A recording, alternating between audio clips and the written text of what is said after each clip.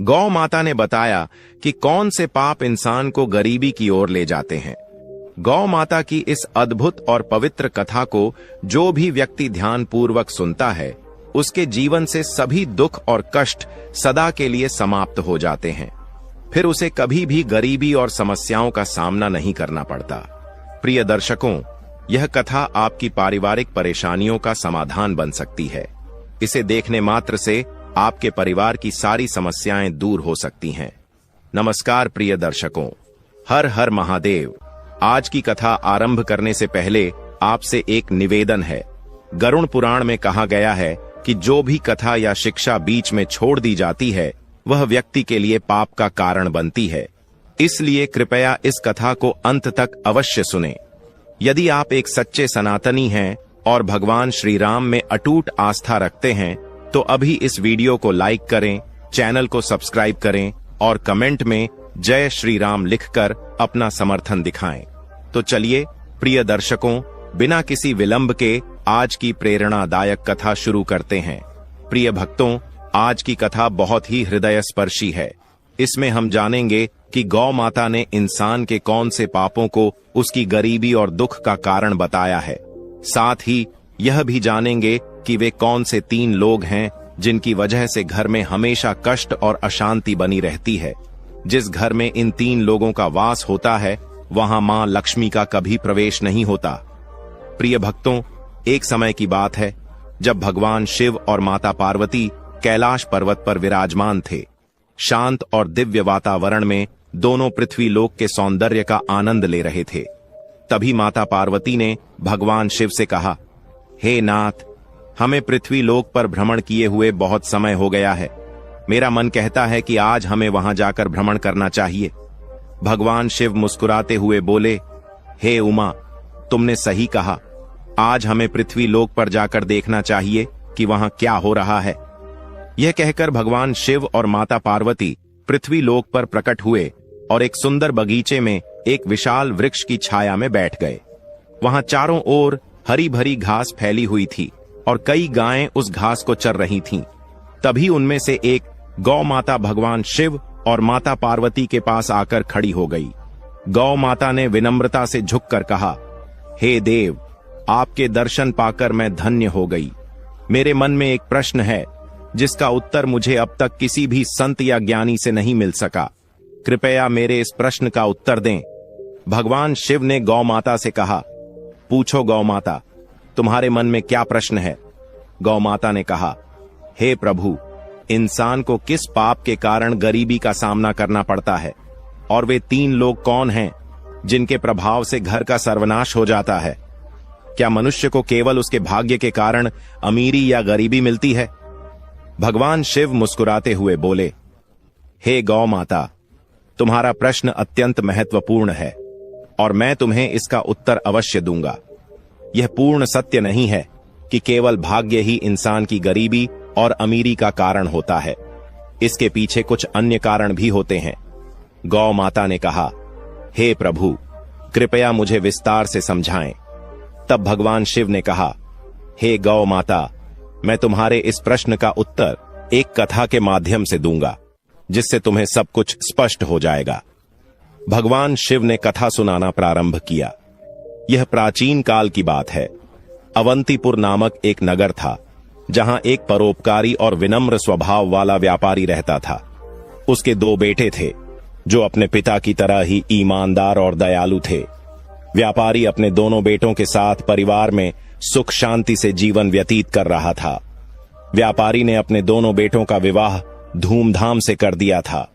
उसकी दोनों बहुएं बेहद समर्पित थीं और घर के सभी कार्यों को मिलजुल कर पूरे उत्साह के साथ करती थीं। दोस्तों, जब व्यापारी की छोटी बहू घर में आई, तो ऐसा लगा जैसे उनके घर में स्वयं माता लक्ष्मी ने प्रवेश कर लिया हो। उसके आने के बाद व्यापारी के व्यापार में 2 गुना लाभ होने लगा। उनके घर में कभी धन या अन्न की कमी नहीं होती थी।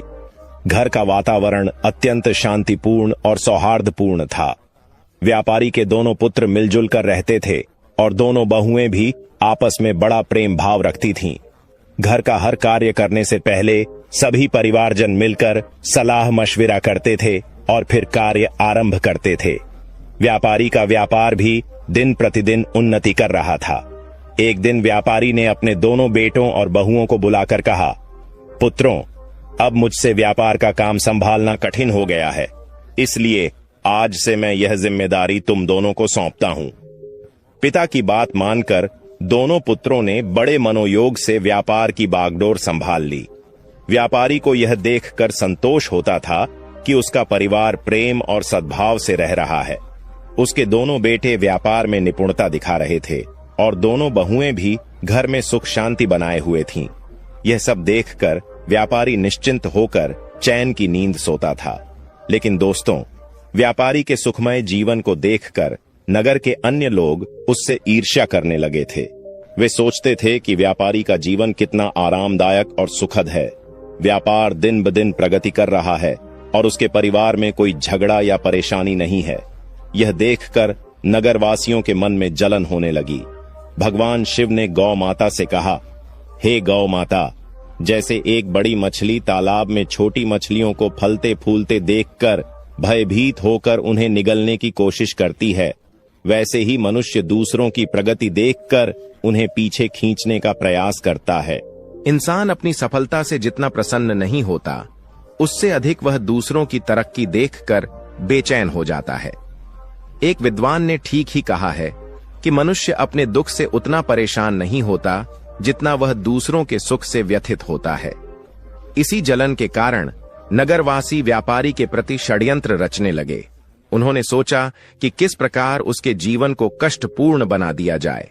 नगर के कुछ लोग व्यापारी के कुल पुरोहित के पास गए और बोले, हे पुरोहित जी, आप यहाँ अभाव में जीवन व्यतीत कर रहे हैं, जबकि आपका यजमान ऐश्वर्य और वैभव से परिपूर्ण जीवन बिता रहा है। वह अपनी बहुओं के हाथ का स्वादिष्ट भोजन कर रहा है और सुख संपत्ति का आनंद ले रहा है। पुरोहित ने कहा, आप लोग यह सब क्यों कह रहे हैं? आपकी बात का अभिप्राय क्या है? तब नगरवासियों ने बताया, पुरोहित जी, याद कीजिए, व्यापारी ने आपको आखिरी बार अपने घर कब बुलाया था?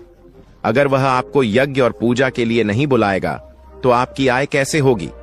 आपको दान दक्षिणा कैसे मिलेगी? यदि यह स्थिति बनी रही तो आप और आपके परिवार को भूखा रहना पड़ेगा। पुरोहित ने यह बात सुनकर सोचा, यह तो सच है। व्यापारी ने बहुत समय से मुझे अपने घर आमंत्रित नहीं किया है। उसका जीवन सुखमय है, लेकिन मेरा जीवन कठिनाई से गुजर रहा है। यह सोचकर पुरोहित भी बेचैन हो गया।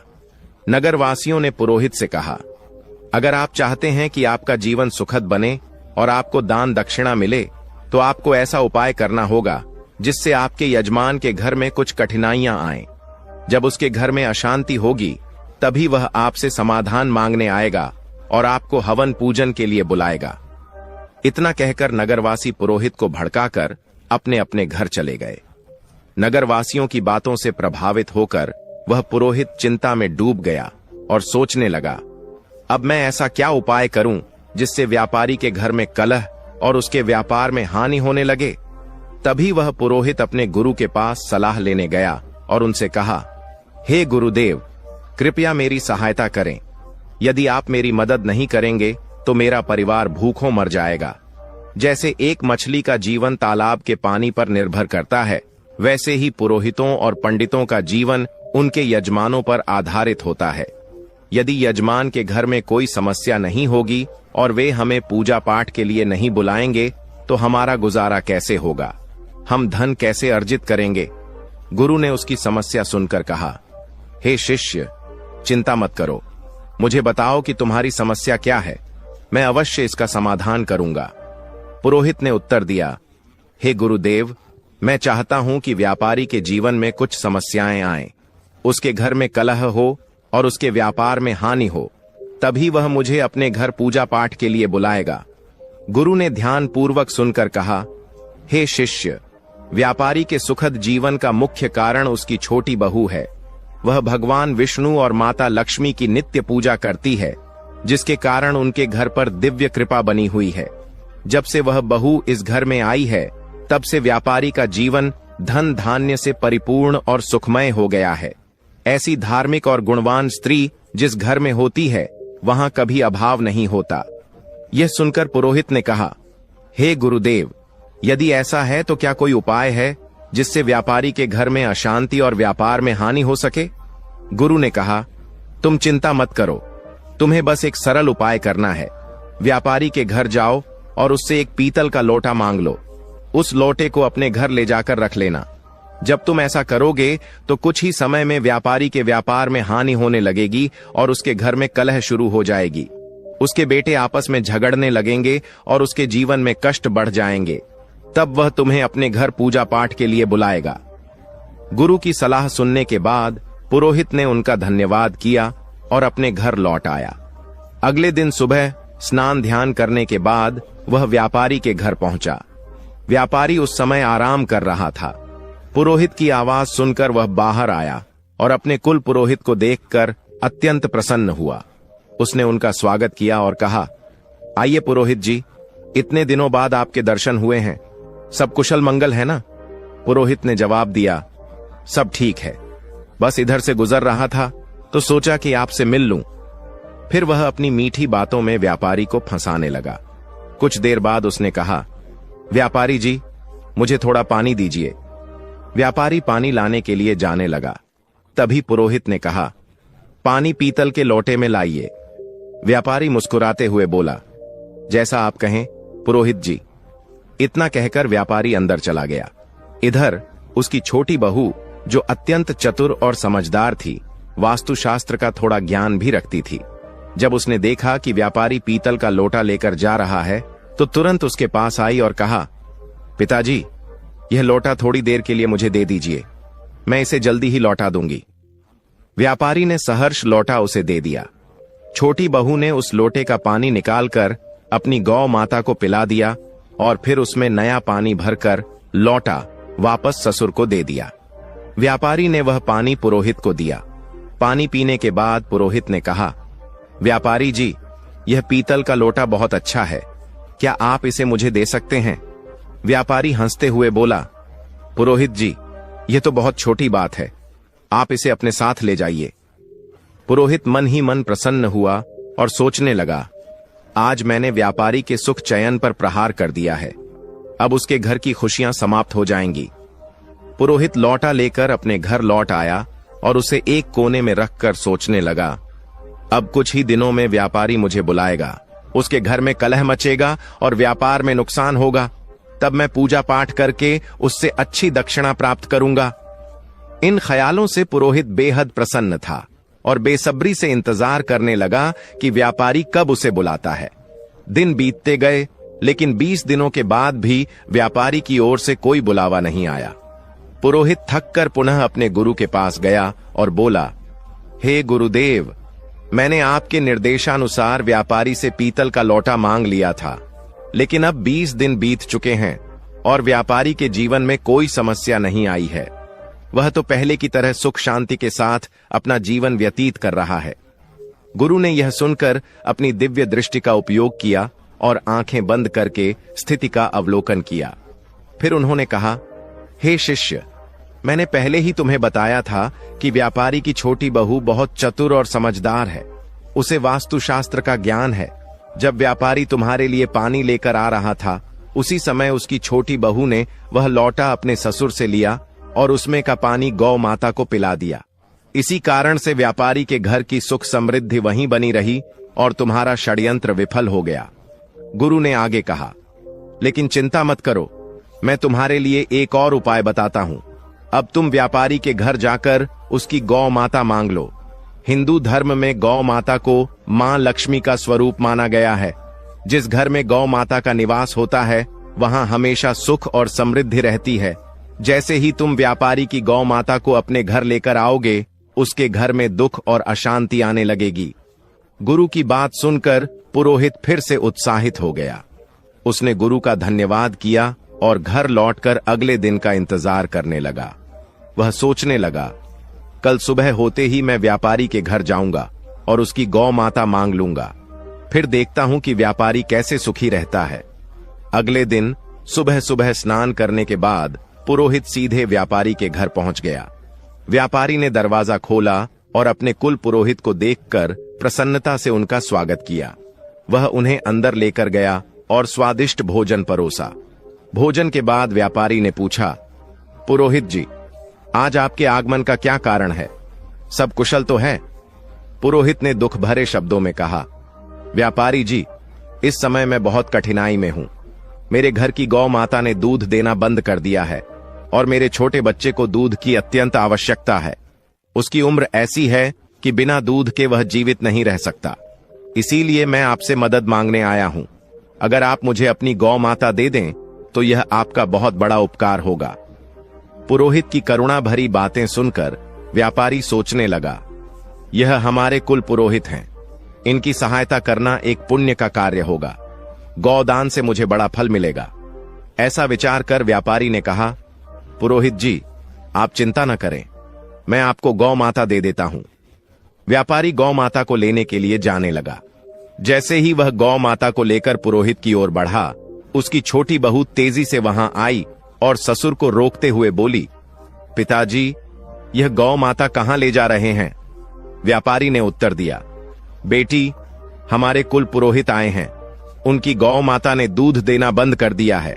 वे हमारी गौ माता मांग रहे हैं, इसलिए मैं उन्हें देने जा रहा हूं।